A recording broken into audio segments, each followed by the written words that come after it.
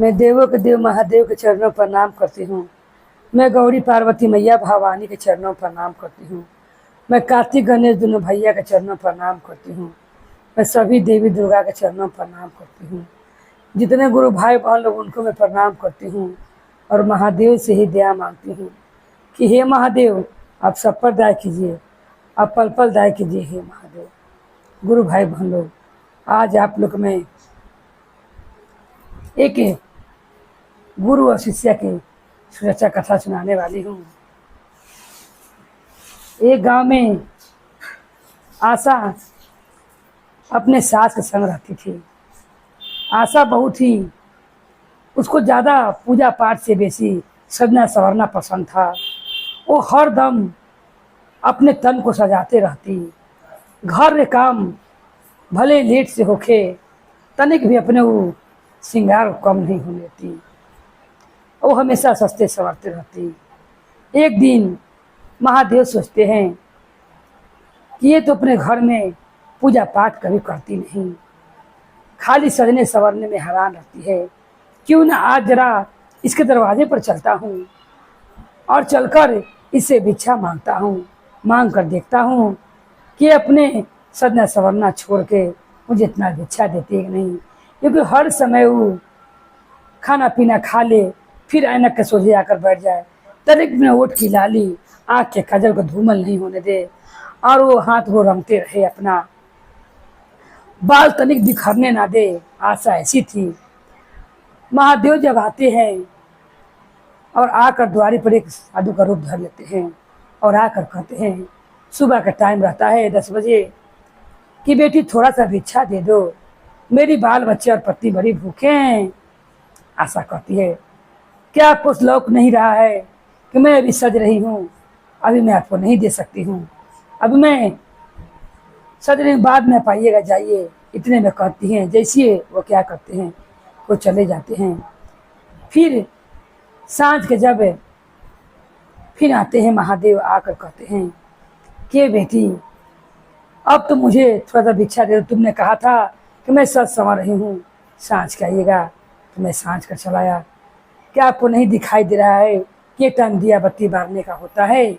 आप जाइए, आप कल आइएगा, आप कल तब सुबह में आइएगा तो मैं आपको जरूर दूंगी। महादेव फिर चले जाते हैं। सुबह में आते हैं 7 बजे, तो क्या कहती हैं कि मैं अभी नहा रही हूँ, अभी मैं कुछ भी आपको नहीं दे सकती हूँ। प्रभु चले जाते हैं। फिर वो कहती है कि 10 बजे आइएगा, मैं आपको जरूर दूंगी। महादेव कहते हैं कि आज मैं आऊँगा तो लौट कर नहीं जाऊँगा, तुम्हें कुछ न कुछ देना ही पड़ेगा, क्योंकि तुम मैं जब भी आता हूँ तुम मुझे वापस लौटा देती हो।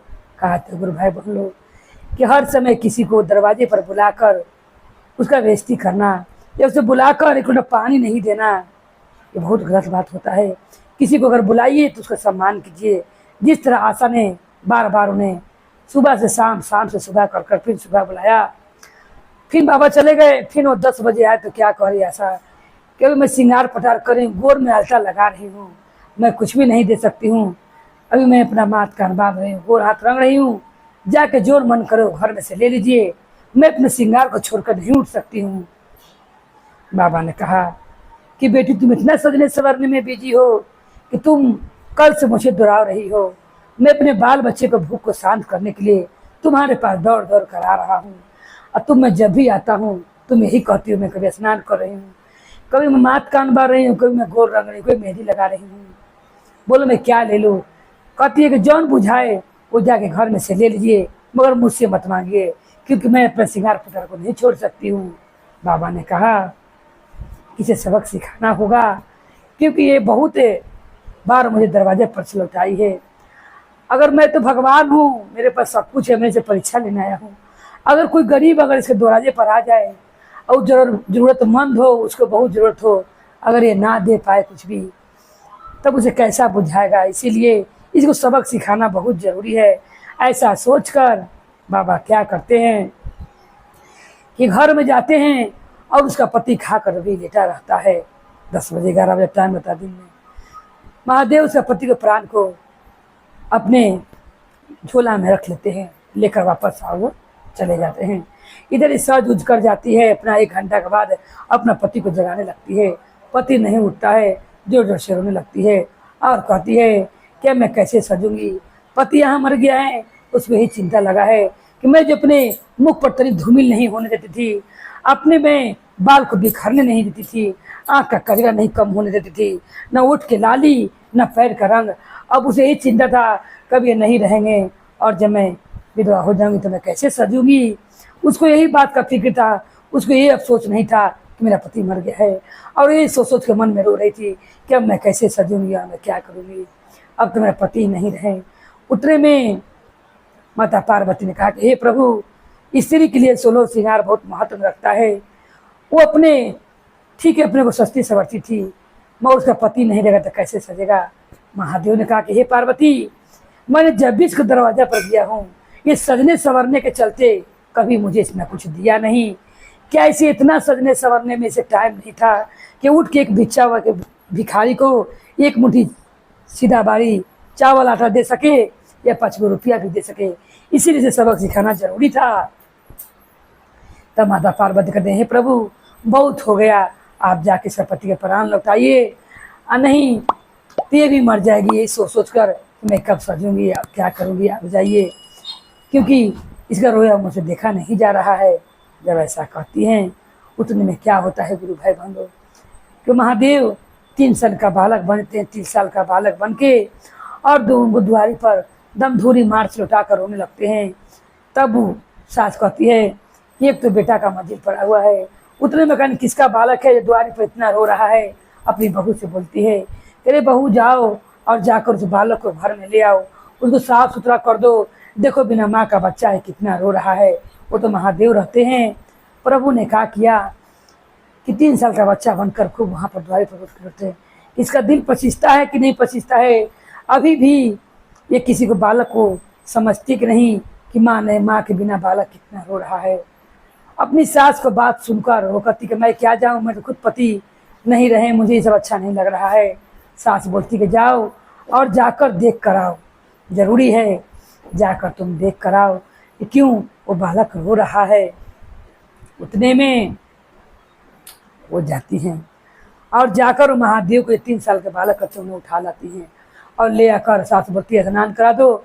स्नान करा के से एक देह में कुछ नहीं पाउडर लगा दो, कितना धूल मट्टी हो गया है।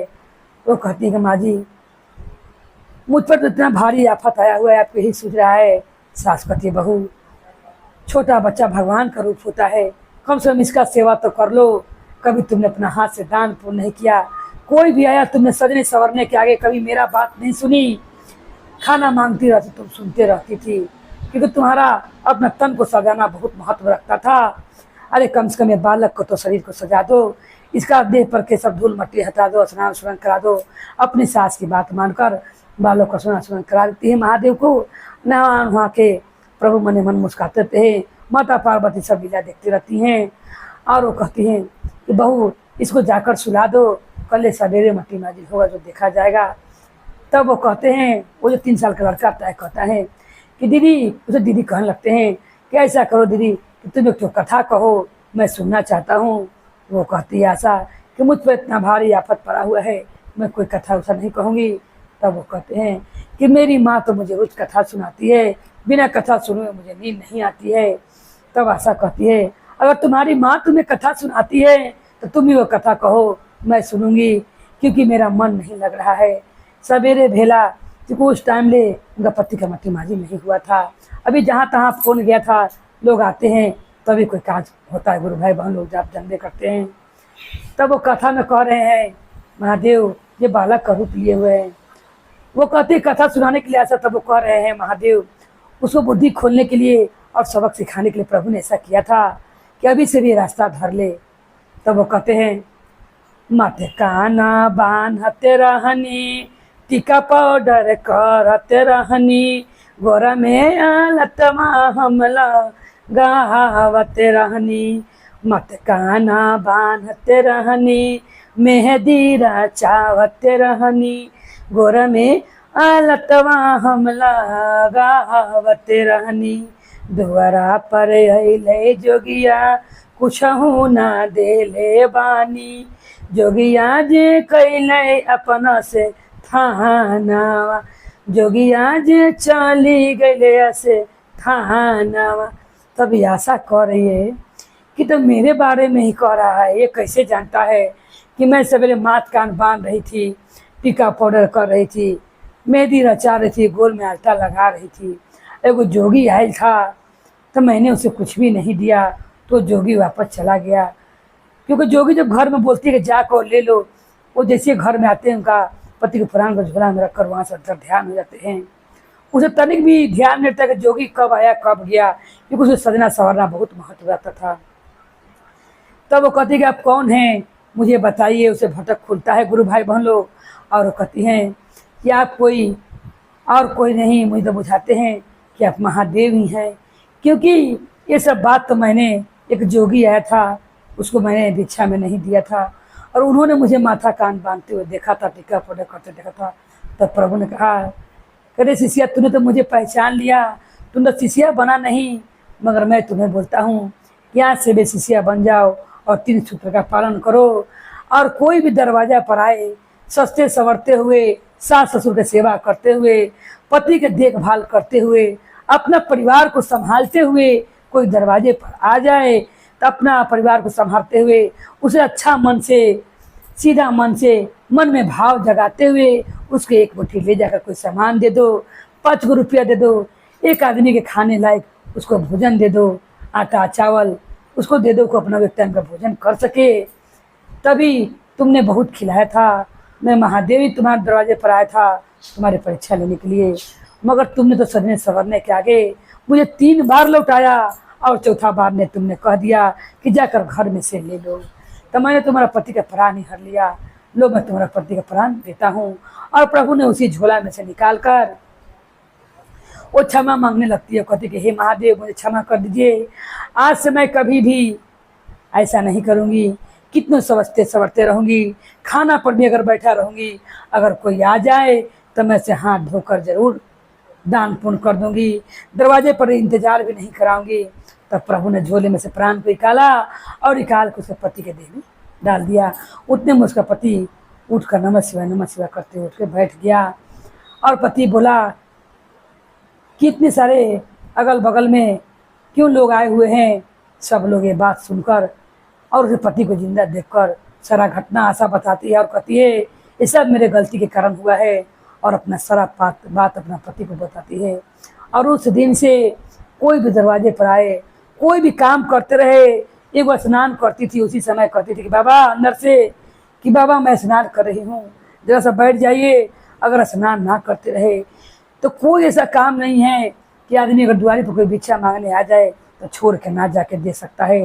एक नहाने के टाइम ही गुरु भाई बहन लोग किसी अगर दरवाजे पर आ जाए तो आदमी जाके नहीं दे सकता है, मगर खाते भी हैं अगर खाना तो छोड़ कर आदमी कोई अगर दरवाजे पर आया हुआ है तो उसे हाथ धोकर जाकर दे सकते हैं, क्योंकि किसी को इंतजार कराया हुआ अच्छी बात नहीं है। कहा जाने इस सावन के महीना में कौन भी से महादेव में आ जाए, तो कोई गुरु बहन लोग ऐसा गलती ना करे, कोई भी दरवाजे पर आए, कितनों घर बिजी रहे मगर उन्हें दान पुण्य जरूर करें। बोले हर हर महादेव की जय, गौरी पार्वती मैया भवानी की जय, भैरव भैया की जय, हर हर महादेव की जय।